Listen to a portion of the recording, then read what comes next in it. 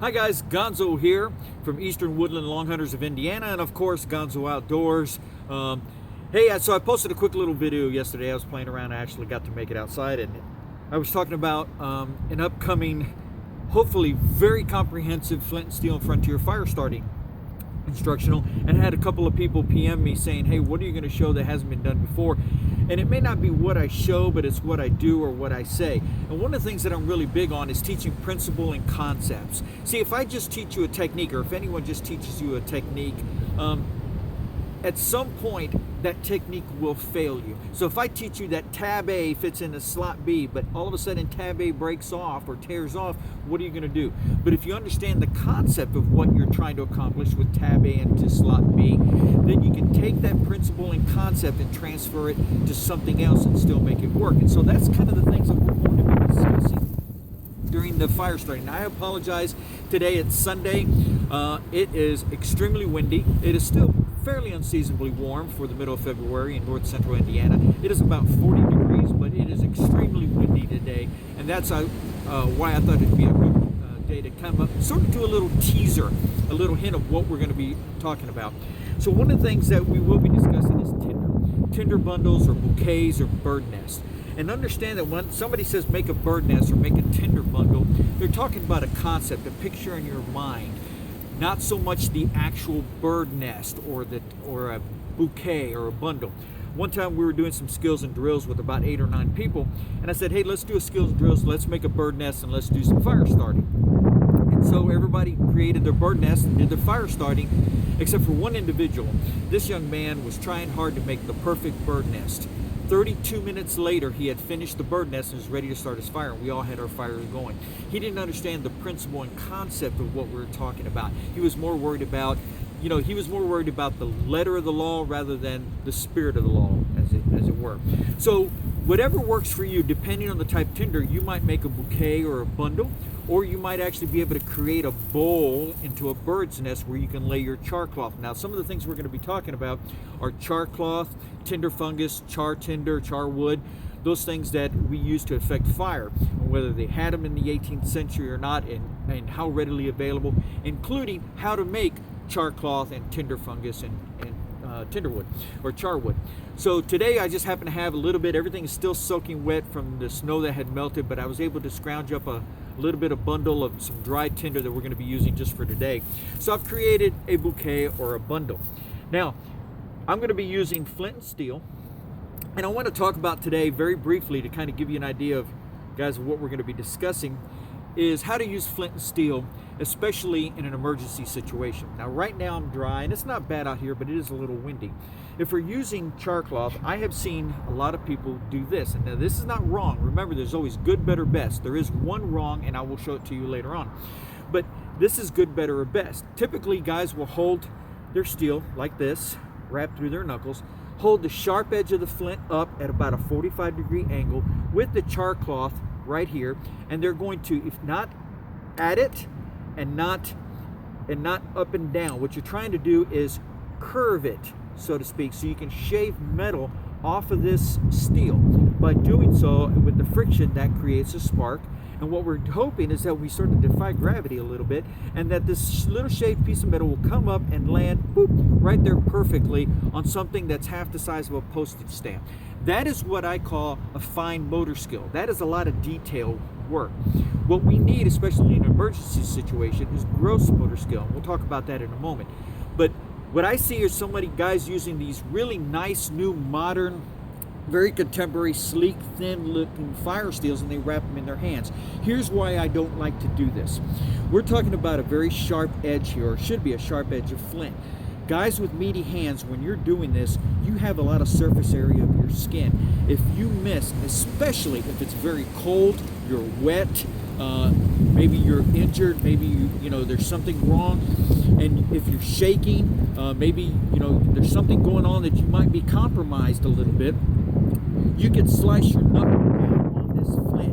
If you do that, you can split your knuckles wide open. Now your safety, your survivability is compromised. Why? Because I apologize for the camera shaking. It's just the wind out here. Because you've injured your most important tool. So this is why we should be holding it like this. This is one of the safest ways place to hold it. So if we're going to affect the fire, now I've got the wind facing me a little bit. I don't have much of a choice which way to go, but you see this. So what we're going to be doing is we're going to be tipping it up, and we now can control it. There, I got it already. Luck of the draw, as windy as it is today. This is not how we want to do it in an extreme situation. This is fine motor skill. What we want is gross motor skill. And what I mean by that is something that we can do without such fine detailed work or such precision and still affect the same end result or the same goal. So what I like to do in that case is set my char cloth into my bundle. Okay, and I know you can't see it. I'm going to try to get this where you can. I've got my char cloth, and what we're going to do is we're going to switch hands. We're going to do this, and we're going to hold the striker, and we're going to hold the flint, and we're going to use the flint this way to strike the striker, to hit the striker. This way, we're controlling the sharp edge, and we're going to hold it down over the bundle where we have a greater opportunity by gravity to catch hold of the char cloth or tinder fungus, whatever you may be using, and the bundle itself. So if we do it this way, it's a lot safer. Our hands or fingers are out of the way. We're holding onto the blade. We can do that and minimize any safety precautions or any danger that we might have. So we're going to put it down here. There we go. Now, I just caught that on my char cloth. Now I want to show you something. Next thing you want to do is you want to put your flint and steel away. Fold it up, put it away in the case. And the reason is this. Should something happen, you know, where 18th century, if a war party came or a widowmaker branch was about to fall off in the wind and I had to pick up my musket and go, I wouldn't leave my flint and steel behind, or I wouldn't lose it, so I put it away. Why is that important? Because a good piece of char cloth will hold its ember for quite some time.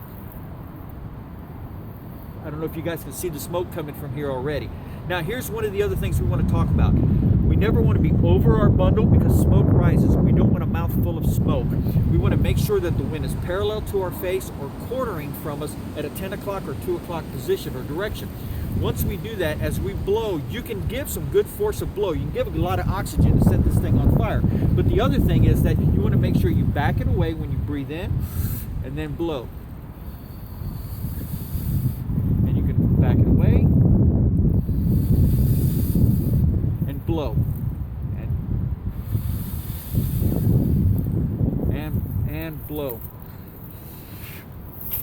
Sorry, as windy as it is, I caught that. I want to just put that out. So, you understand, these are the basic concepts. A good piece of char cloth or char tinder will hold an ember a good minute, even 2 minutes. You have plenty of time to secure your equipment, make sure that it's safe and back on your persons, and that you can effectively still build a fire and do what you need to do. These are the important things, the principles and the concepts that we want to use. Now, one last thing that we're going to talk about as a hint to what's coming up. I once saw someone get a knife and do flint and steel and show it this way. And they were holding their knife like this, and they were taking their flint, basically doing the technique I just showed you, but they were doing it this way. Never, ever, ever do it like this. I don't care who's teaching it. Okay? I don't care what survival guru is teaching this. This is danger waiting to happen, especially if you're out in the field and you're far off from any type of civilization, camp, any help. You're asking to cut yourself. Drop it in your lap. Maybe let it slip, slice your fingers, slice your palm. You never want to be hitting on a blade that's going to turn and cut your hand. It's extremely important. I don't care what you have to do. Please don't ever do that. That's not good safety practice for anything when we're out in the woods. So these are some of the things that we're going to cover. Again, we're going to cover some of the principles and concepts. We're going to talk about what it takes to build a fire. We're talk about the 5 ways that you can build a fire or effect a fire. We're going to talk about tinder, gathering tinder, processing tinder. You notice I started this, and yet I didn't even use tow, and I love using tow when I do a bouquet or a tinder or a bird's nest. We're going to talk about flint and steel and the options, whether we're going to use the flint and steel, which way to hold it in our hands. Remember, good, better, best. In emergency situations, fine motor skills, gross motor skills, and even how to effect a fire with flint and steel using our flintlocks. So that's it. That's kind of a teaser of what's coming up. We hope you'll be excited and you'll subscribe and watch. We hope to have it in the next couple of weeks. What I'm really hoping for is a good heavy snowfall so we can come in here when there's a big snow base and everything's wet and still affect the fire, show you how to do it during the extreme temperature condition or environmental condition. So hope if you kind of like what you're seeing, guys, we hope that you will subscribe. Just click on the button below, the little bell will pop up. Click on the bell, it will notify you when I upload new videos. So that's it. So from northern central Indiana, for Eastern Woodland Long Hunters of Indiana, and of course Gonzo Outdoors, I'm Gonzo, I'm your scout. Thanks so much for hanging out with us. And remember, God thinks you're special. Yes, you. And I do too. Thanks for hanging out with me, guys. Have a blessed week.